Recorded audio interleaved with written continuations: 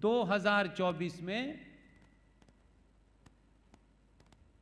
अखंड भारत का एक टुकड़ा, जिसे हम अपना शीर्ष कहते हैं, वो आपके पास होगा।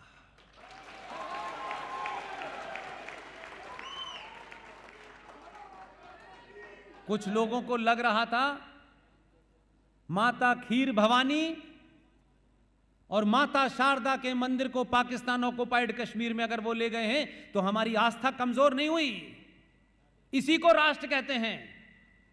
उस पाकिस्तान ऑक्युपाइड वाली जगह हमारा कब्जा नहीं है, लेकिन मां शारदा के मंदिर में आज भी दिया जलता है।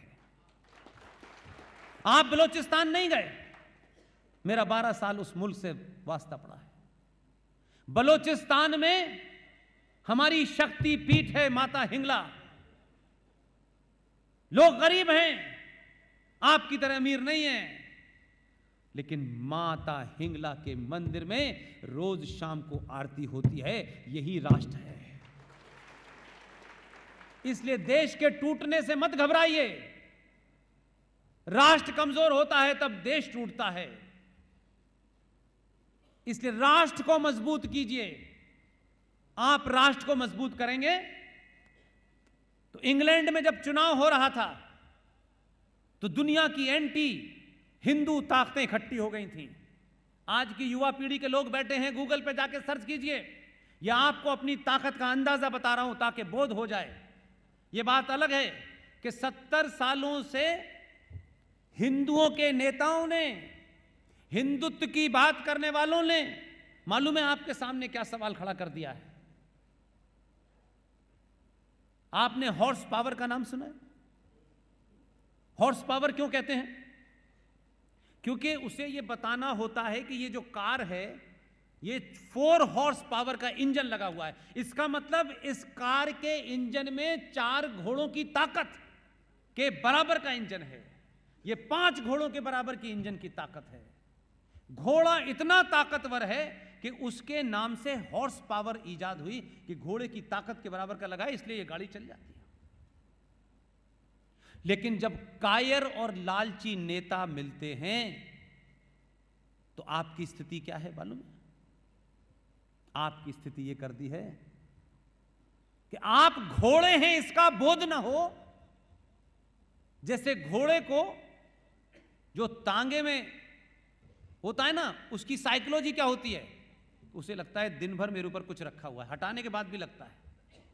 उस घोड़े को प्लास्टिक की कुर्सी से शाम को बांध दीजिए, वो घोड़ा 3 दिन बाद भी वहीं मिलेगा। हिंदुओं को इस देश में उस घोड़े की तरह प्लास्टिक की कुर्सी से बांध दिया है। उसे ये बोध ही नहीं होने दे रहे कि ये प्लास्टिक की कुर्सी क्या है, मैं तो इंजन उठा के फेंक सकता हूं। वो अपनी बुद्धि को, उस ताकत को भूल गया है और दिन भर उस प्लास्टिक की कुर्सी से डरा हुआ खड़ा है कि मेरी पट्टी तो इससे बंधी है, मैं इसे हिला नहीं सकता। आपको घोड़े होने का बोध कराना चाहता हूं। आपके अंदर वो शक्ति है कि आप हॉर्स पावर हैं। आप प्लास्टिक की कुर्सी आपको नहीं रोक सकती है। लिहाजा समय रहते बिना किसी लाग लपेट के यही दबाव बनाइए कि 1945 में जिस आदमी के खिलाफ एक भयानक षड्यंत्र किया, हमने 70 सालों में बहादुरों की कभी कदर नहीं की। और अभी अभी कुछ बच्चे आए थे कि अखिल भारतीय विद्यार्थी परिषद के हैं, उन्होंने मुझे एक तस्वीर दी। और तस्वीर किसकी दी? किसकी तस्वीर थी वो? स्वामी विवेकानंद की। इसलिए एक ही महीना आता है जिसे मैं सबसे शुभ मानता हूं, उस महीने को कहता हूं जनवरी। सबसे शुभ महीना था। 12 जनवरी को विवेकानंद पैदा हुए, 23 जनवरी को सुभाष चंद्र बोस पैदा हुए। और जो जिंदगी में जनवरी पे बोझ थे वो चले गए 30 को।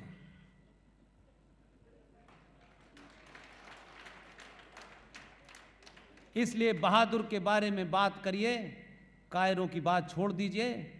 आप अपने बच्चे से सुबह उठें तो उससे ये मत कहिए तुझे ये नहीं आता, तू ऐसा है। आप सुबह उठें, आप उस बच्चे के कंधे पे हाथ रखिए कि तू शेर का बच्चा है।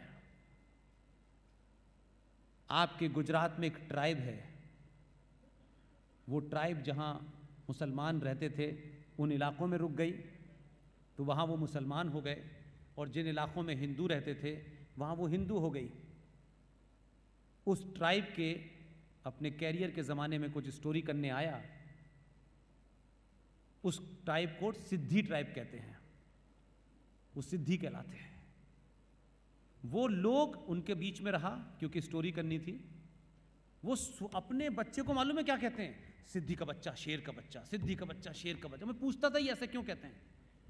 बोले कि ये शेर का इसके मन में स्मरण कराना है, और इतनी बार इसे शेर बोलना है कि ये सच में शेर समझने लगे अपने आप को, और इसमें शेर जैसी निडरता पैदा हो जाए। आप अपने बच्चे को सत्तू खिलाइए, मैगी खिलाना बंद कर दीजिए। आप 25 दिन पुराना सूखी एक रोटी को उस पे पिज्जा लगा के, बर्गर खिला के 15 दिन पुरानी रोटी खिलाते, कहते हैं ये बहुत मजे की है। और हमारी मां रात की रोटी पे देसी घी लगा के बांध के देती थी, उससे ताकत आती थी। आप ये सड़ी हुई रोटी खिला रहे हैं उसे, आप क्योंकि आपको पिज्जा खिलाना है। आपने एक भी संस्कार सनातन का पकड़ लिया, दुनिया में आपको कोई नहीं हरा सकता। और 14 के बाद से लोगों को लगने लगा कि सरकार नहीं बदली है, समाज बदल गया है। और इसी समाज के बदलने से पूरी दुनिया में उथल पुथल है। इसलिए पूरी ताकत से लोग अमेरिका, ऑस्ट्रेलिया, इंग्लैंड, कनाडा में कभी शाहीन बाग बनाते हैं, कभी किसान आंदोलन बनाते हैं। ये एक तर्क लिया जाता है, इसके पीछे की फोर्सेस देखिए। आपका आदमी इतना शातिर है कि जिन्होंने कनाडा में खड़े होकर ये कहा था कि हिंदुस्तान के अंदर किसानों के अधिकारों की लड़ाई सरकार कुचल रही है, वो पिछले 1 महीने से कनाडा में छुपा हुआ है कि उसकी पूरी की पूरी उसका राजधानी को ही भुनवा दिया है। लोग कह रहे हैं ये कैसे हुआ कि जो आदमी दिहाई दे रहा था भारत में किसानों की, वो उसके अपने ही घर में किसानों ने ऐसा घेरा है कि 1 महीने से अंदर है। लोगों को पता ही नहीं है कि आपका एनएसए कब गया था, कब आया। इसलिए चाणक्य पैदा कीजिए, चाटुकार पैदा मत कीजिए। ये देश चाणक्य का है,